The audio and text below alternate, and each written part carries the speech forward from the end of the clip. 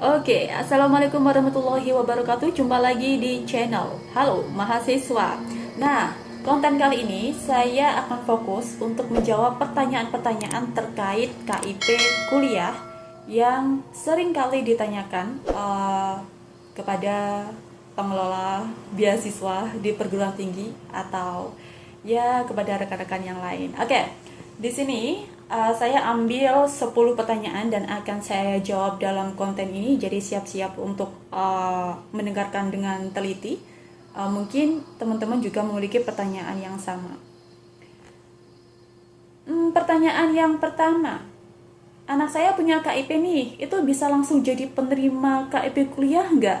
Oke, jadi gini, KIP, siswa yang punya KIP ini tidak bisa langsung menjadi penerima KIP kuliah. Jadi teman-teman itu harus mendaftarkan diri di laman KIP kuliah Kemdikbud terlebih dahulu dan mengikuti seleksi. Nanti akan ada seleksinya tersendiri di setiap perguruan tinggi.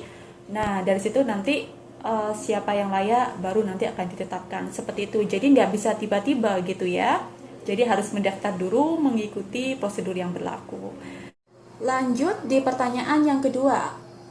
Oke, yang mengurus pendaftaran KIP kuliah ini pihak sekolah atau saya sendiri? Dan apa syaratnya? Oke, untuk teman-teman yang mau mengurus atau mengajukan beasiswa KIP kuliah, ini tidak harus pihak sekolah yang mendaftarkan KIP kuliah. Jadi teman-teman bisa melakukan pendaftaran secara mandiri di laman KIP kuliah Kemdikbud.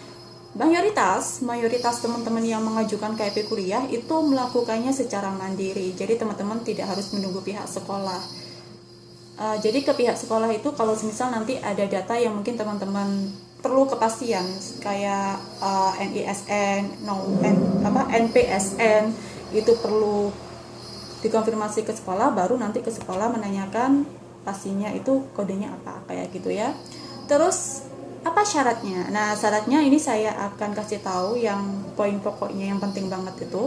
Syarat untuk mengajukan beasiswa KIP kuliah itu adalah calon mahasiswa baru yang tidak mampu secara ekonomi kayak gitu. Dan berpotensi untuk memiliki nilai akademik yang baik. Kenapa seperti itu? Karena nanti ke depannya teman-teman nanti itu IPK-nya ini harus memenuhi standar yang berlaku. Nah, jadi untuk penerima KIP kuliah itu nanti akan ada standar minimum IPK-nya itu paling sedikit berapa. Kalau semisal nanti di bawah standar minimum biasanya ya berpeluang untuk diputus beasiswanya biasanya seperti itu gitu. Terus pertanyaan yang ketiga, bantuan biaya pendidikan dan biaya hidup untuk penerima KIP kuliah angkatan tahun 2021 pada naik nih. Lalu untuk penerima angkatan sebelumnya bagaimana gitu. Oke, jadi untuk kebijakan itu hanya berlaku untuk penerima KIP kuliah angkatan tahun 2021. Untuk teman-teman yang menerima KIP kuliah sebelum tahun 2021 itu kebijakannya masih sama seperti itu. Biaya pendidikan 2.400.000, biaya hidup 4.200.000 seperti itu ya. Pertanyaan yang keempat, kalau sudah terdaftar KIP kuliah, apakah sudah pasti dapat? Tidak.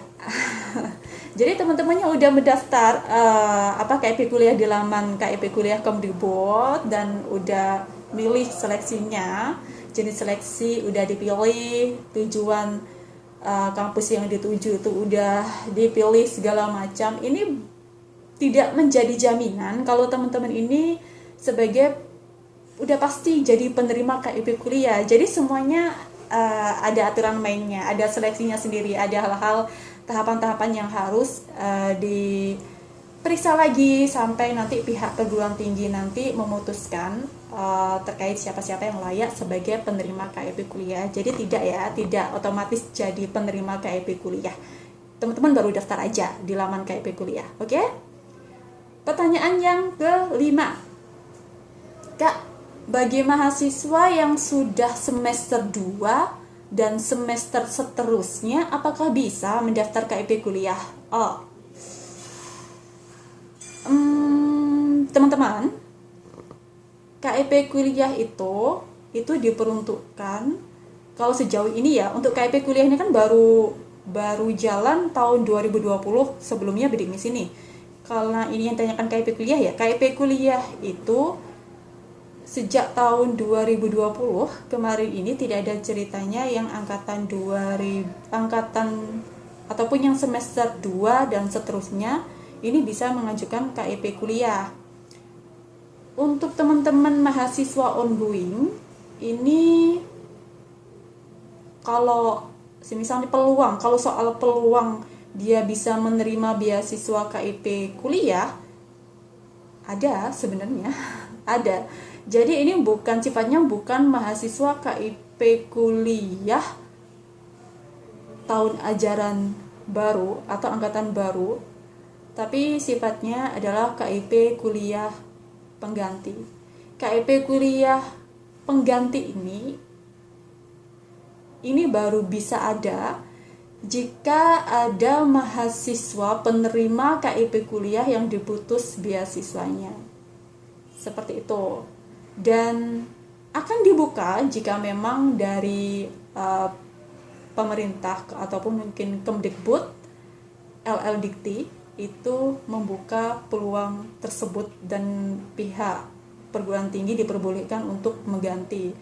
Jadi bisa jadi ada, bisa jadi tidak ada. Kalau peluang ada untuk mahasiswa ongoing mendapatkan KIP kuliah. Untuk prosedurnya segala macam itu nanti akan diatur oleh perguruan tinggi yang bersangkutan, seperti itu. Oke?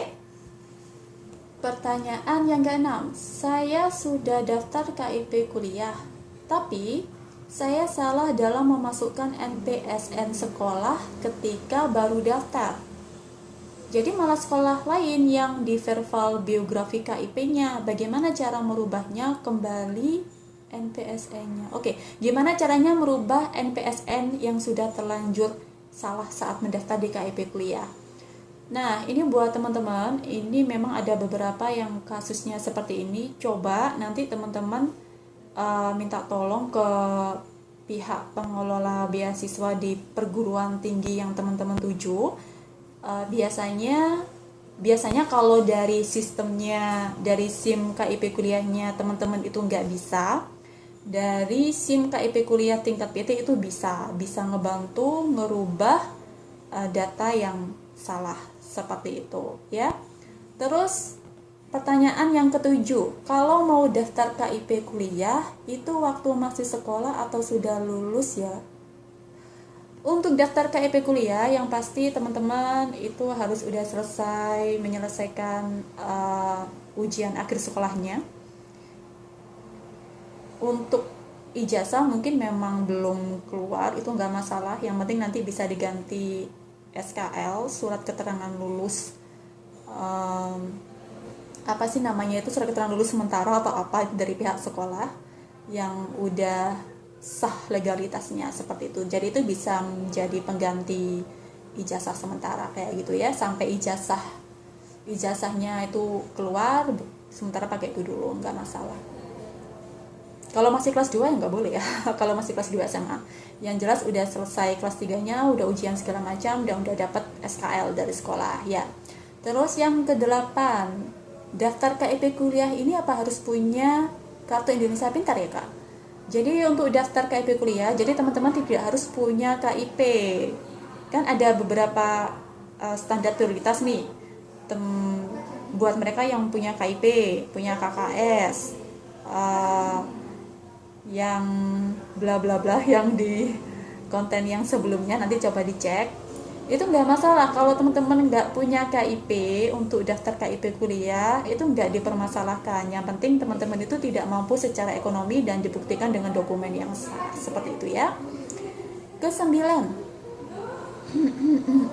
Kak, gimana cara ubah NISN karena NISN saya ada 2. Untuk merubahnya, untuk merubahnya sebelum teman-teman merubah nih ya, teman-teman nanti bisa merubahnya di verval lulusan. Dan sebelum teman-teman nanti mengisi data di verval lulusan, coba nanti teman-teman cek dulu NISN teman-teman yang terdaftar di Dapodik itu NISN yang mana. Atau teman-teman nanti bisa cek NISN secara online, searching aja lah, cek NISN online. Biasanya klik apa ya, NISN sama nama ibu kandung biasanya keluar. Nanti bisa dicek. Jadi dari 2 NISN itu nanti dicoba satu persatu, yang terdaftar tuh yang mana, baru nanti teman-teman melakukan perbaikan di Verva lulusan. Seperti itu ya. Verva lulusan linknya udah saya kasih di konten sebelumnya, nanti bisa klik aja. Terakhir, pertanyaan yang ke-10. Akhirnya, Kak, nomor KIP dan KKS gak bisa diisi sendiri. Itu harus minta tolong ke pihak operator sekolah dulu atau bagaimana gitu. Oke, buat teman-teman, terkait nomor KIP sama KKS ini nanti akan langsung tercatat, langsung otomatis keluar di SIM KIP-nya teman-teman. Jadi teman-teman gak usah repot-repot untuk ke operator sekolah atau minta tolong bantuan siapapun agar nomor KIP-nya nanti tertera dalam sistem. Udah 10 pertanyaan saya jawab. Nanti kalau misal ada pertanyaan lain terkait KIP kuliah, nanti bisa langsung tulis aja di kolom komentar. Kalau misal itu sesuatu yang bisa saya bantu untuk jawab, akan segera saya jawab. Oke, terima kasih, semoga bermanfaat untuk teman-teman semua. Semangat terus. Teman-teman udah ada kesempatan untuk belajar melanjutkan pendidikan teman-teman ke tingkat yang lebih tinggi lagi, ke tingkat perguruan tinggi. Ambil aja segala kesempatan yang udah teman-teman punya, jangan disia-siakan. Oke? Sekian dari saya Lucy Auras undur diri. Semoga bermanfaat. Wassalamualaikum warahmatullahi wabarakatuh. Salam mahasiswa.